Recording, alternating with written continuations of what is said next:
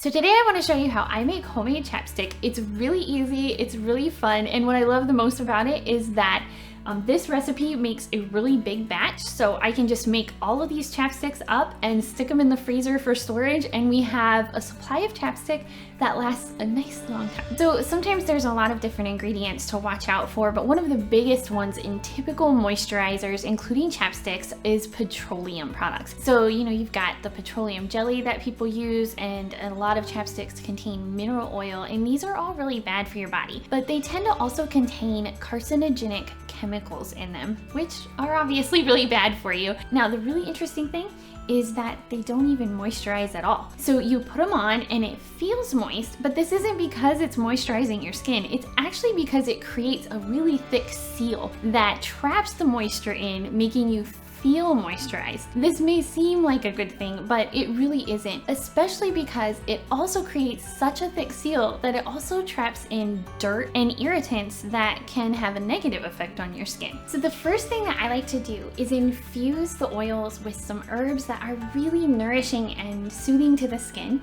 If you don't want to do this part, you can just skip ahead and just use the oils as they are. But if you do want to do this part, here's how I do it. So you can take a double boiler, or I actually don't have one, so I just use a pot of water, just a small amount of water in the bottom and a stainless steel bowl on top. And I'm just gonna bring that water to a simmer.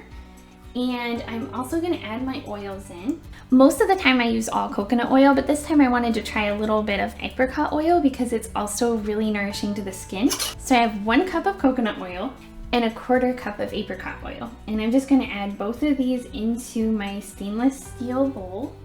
And I'm gonna add in my herbs. So these are the herbs that I like to use, but you can change them up and use whichever herbs you want. There are so many flavor options you can choose from. You can use lavender, you can use rose, peppermint, add some cocoa powder, make a chocolate peppermint one.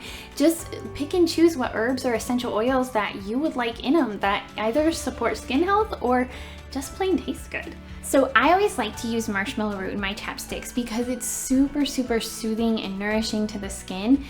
So I am adding 1/3 cup of marshmallow root. I'm also using a little bit of chamomile flowers today. And then also I'm gonna add a little bit of orange peel because I'm going for kind of a citrus vanilla flavor. So the chamomile should go really well with the orange because it has kind of that apple-y flavor. And once I have all these added in, I'm literally just going to let this simmer for an entire hour. So you can bring it up to a boil and then turn it way down and let it simmer for an hour, and this infuses the oils with all the goodness from the herbs. And you do want to keep in mind, you want to keep an eye on the water level because if it goes way down, you can just scorch your pan. So you might have to add a little water partway through. Now, while this is simmering, I'm going to prep some of the other things. So first thing I'm going to do is sanitize my chapstick tubes. Literally all you're going to do is bring the water to a boil, turn it off, and you're going to drop your tubes and lids in there and almost immediately fish them out with a strainer and lay them out on a towel to dry. You don't want to leave them in there for a long time because they will melt, but you want to leave them in just long enough to take a dip in that boiling water and sanitize and clean them out. Another thing that you can do to prep while you're waiting is to get your beeswax ready. I get my beeswax from our local honeybee farmer, and so it comes in like a big block. So for this, you want to chunk it up so that it melts easier in the chapstick.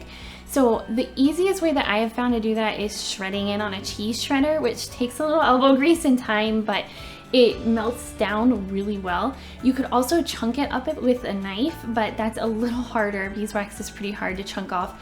Or you can just buy it where it is already broken up into little pastilles, and that is way easier to do too. And then one tip for this, which is something I do not know why it took me so long to figure out, but it did, so I'm going to save you some of the heartache that I went through.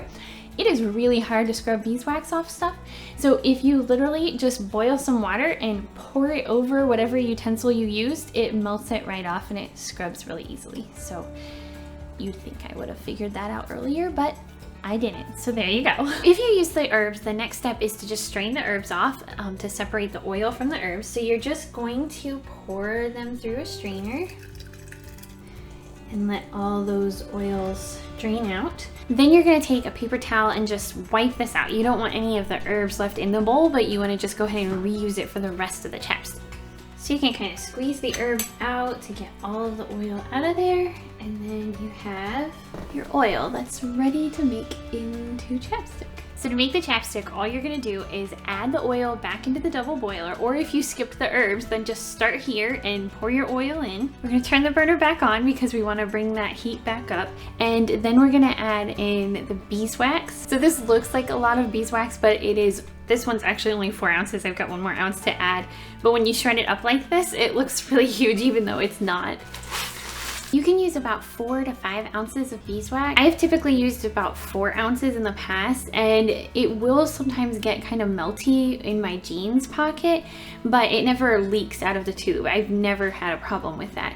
But then if you take it up to about 5 ounces of beeswax, it's a little bit stickier feeling, but it's a lot firmer. So either way works. Now you're literally just gonna simmer this until everything melts together. Now, if you wanna flavor it, I like to flavor mine with essential oils, but I have also used just like pure vanilla extract and the herbs. So if you're using vanilla extract, you wanna add it right now. So for a batch this size, I usually use about 1/4 teaspoon. That's actually a pretty light scent and flavor, so you could make it a little stronger too by just adding a little bit more. If you're using essential oils though, you wanna wait until you're completely done with it on the heat and let it cool just slightly before you add them. You don't want to let it cool too long or you won't be able to pour it. It will get hard right in the bowl. So these are the essential oils that I really like to use. So I was going for a vanilla citrus flavor this time. So I've got tangerine essential oil, and then I've got vanilla oleo resin.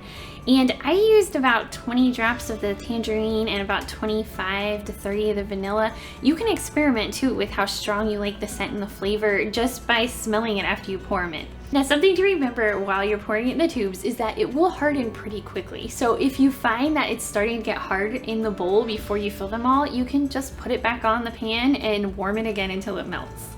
So when you're ready to pour them, you just line up your tubes, and I like to pour this into like a measuring cup, a liquid measuring cup, because it has the little spout and it makes them a little bit easier to pour. It is a little tricky to fill these. I spill a lot. Also, they make these really cool little trays. They're really nice because you can line your tubes up in them, and it helps to hold them up so that it's a little easier to pour. And also it helps keep them from getting knocked over while they're firming up. However, this was a new brand of tube that I tried and they don't quite fit in. I have done it both ways though, so you can get one of these or you can do it without. I do really like the tubes that I got though, because these are BPA free and they were made in the United States, which I really like. So now that I'm ready to pour them, I've got it in my measuring cup and I'm just gonna pour this. You can even do it in parts too. You can leave half of it in the bowl on the burner so that it just stays warm and melted while you pour the other half, because as you can see, it gets hard really quickly. You can see that it's already getting hard around the edge of the cup, so it goes really quickly. And then just please remember, pour it very carefully. You don't want to burn yourself, and just gently pour it into each tube until it's filled like just right to the top. So with this recipe, I filled 50 chapstick tubes and I still had some left over that I didn't have tubes for. So this would probably make around 60, possibly more tubes of chapstick. So once you've got all of them filled, just let them sit until they get completely hard. And then you can just pop the lids on, you can add pretty labels, and then just store them until you need them. If this makes more chapstick than what you have tubes for, you can just store the extra in a jar in a cool, dark place, and it'll last for a really long time. And then when you're ready to use it again, you can just dump it back into a double boiler and melt it down and pour it just like you did with the rest of these. So there you have it. You have a moisturizing, deliciously flavored and scented chapstick that is completely natural. It's also much less expensive to make them rather than buy the natural versions at the store. And it's a really easy, fun project to do. So I hope you enjoyed this tutorial on making your own chapsticks. If you enjoyed this video, please like and subscribe to keep up to date on all our wellness videos. And thanks again for watching.